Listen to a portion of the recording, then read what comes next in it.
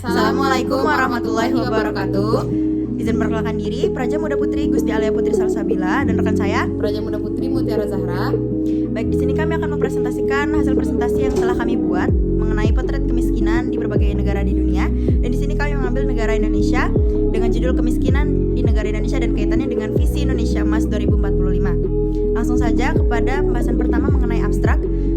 Di sini kami memuat latar belakang mengenai pembahasan materi yang kami ambil dari sumber Badan Pusat Statistik. Persentase penduduk miskin pada Maret 2023 sebesar 9,36%, menurun 0,21% poin terhadap September 2022 dan menurun 0,18% poin terhadap Maret 2022. Jumlah penduduk miskin pada Maret 2023 sebesar 25,90 juta orang, menurun 0,46 juta orang terhadap September 2022 dan menurun 0,26 juta orang terhadap Maret 2022. Selanjutnya di sini juga dipaparkan mengenai presentasi penduduk miskin perkotaan yang dibandingkan dengan presentasi penduduk miskin perdesaan, di mana mengalami penurunan dari 7,53% dibandingkan 7,29%. Sementara itu, presentasi penduduk miskin perdesaan pada Maret 2023 sebesar 12,22% dan menurun juga dibandingkan September 2022 sebesar 12,36%. Dibandingkan September 2022, jumlah penduduk miskin Maret 2023 perkotaan menurun sebanyak 0,24 juta orang. Sementara pada periode yang sama, jumlah penduduk miskin perdesaan menurun juga sebanyak 0,22 juta orang. Garis kemiskinan pada Maret 2023 tercatat sebesar Rp550.458 per kapita per bulan, dengan komposisi garis kemiskinan makanan sebesar Rp408.522, 74,21%, dan garis kemiskinan bukan makanan sebesar Rp141.936 atau 25,79%. Pada Maret 2023, rata-rata rumah tangga miskin di Indonesia memiliki 4,71 orang anggota rumah tangga. Dengan demikian, besarnya garis kemiskinan per rumah tangga secara rata-rata adalah sebesar Rp2.592.657 per rumah tangga miskin per bulan.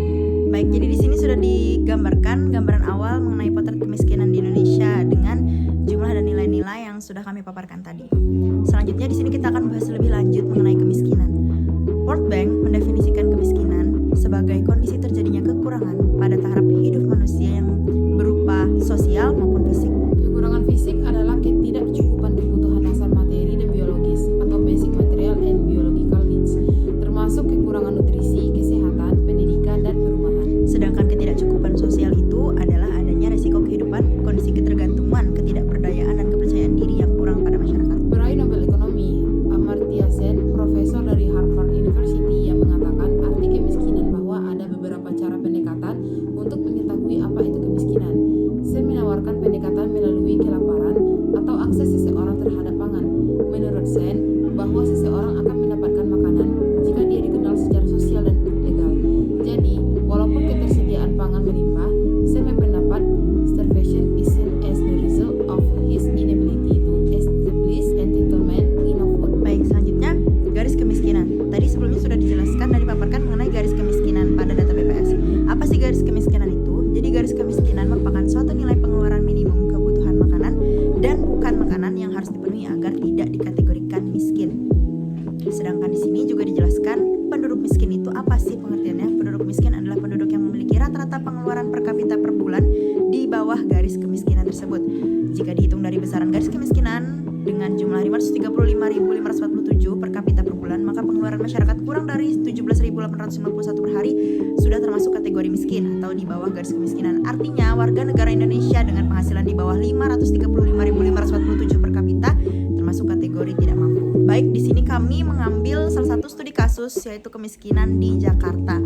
Kepala Bagian Umum Badan Pusat Statistik atau BPS DKI Jakarta, Suryana, mengatakan tingkat kemiskinan ekstrim di Jakarta naik sebesar 0,29% dalam periode 2021 sampai 2022 menjadi 0,89%. Sementara pada 2021 angka kemiskinan mencapai 0,6%. Ia mengatakan kemiskinan ekstrim di Jakarta itu meningkat akibat daya beli masyarakat kelas bawah yang masih belum sepenuhnya pulih dari pandemi. Suryana menjelaskan bahwa indikator seseorang dikategorikan miskin ekstrim adalah jika pendapatan per hari mereka berada di bawah Rp11.633. Artinya dalam sebulan pengeluaran mereka hanya sekitar Rp350.000. Berdasarkan data BPS juga, sebanyak 95.668 penduduk DKI Jakarta itu hidup dalam kondisi kemiskinan yang ekstrim.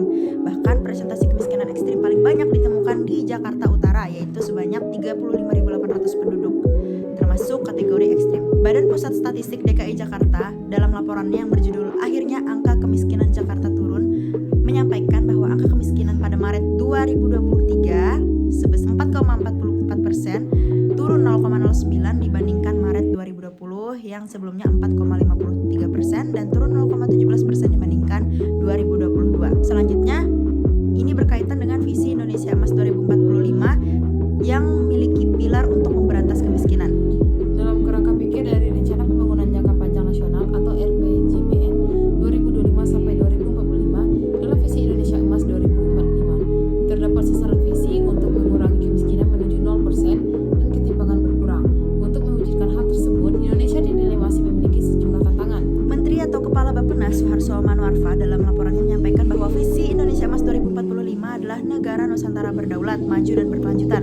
Untuk mencapai itu ada 8 agenda pembangunan dan 17 arah pembangunan serta ratusan indikator di dalamnya untuk memastikan RPJPN terarah dan terukur. Dalam visi Indonesia 2045, pertumbuhan ekonomi Indonesia ditargetkan mampu mencapai terbesar kelima di dunia dengan PDB per kapita sebesar 23.159 US dollar. Target tersebut dapat tercapai jika Indonesia mampu mempertahankan pertumbuhan ekonomi dengan rata 5,4% per tahun. Deputi Didik memaparkan, pemerintah berfokus dalam dua hal untuk memaksimalkan bonus demografi dan menggapai Indonesia Emas 2045, yaitu menangani stunting dan mengentaskan kemiskinan ekstrim. Jadi, ada perkaitannya antara kemiskinan ekstrim dengan visi Indonesia Emas 2045 dan hal ini berkaitan dengan pembangunan yang berkelanjutan. Baik, selanjutnya di sini ada beberapa foto yang kami ambil dari beberapa referensi bagaimana sih potret kemiskinan yang ada di Indonesia. Salah satunya tadi yang studi kasus telah kami jabarkan yang ada di Jakarta. Mungkin teman-teman sekalian juga sudah sering melihat secara langsung bahwa perampakan seperti ini sudah banyak terjadi khususnya di daerah-daerah yang tidak terjangkau oleh pembangunan secara merata. Terima kasih, Yan, penjelasan dari kami berdua. Semoga bermanfaat. Assalamualaikum warahmatullahi wabarakatuh.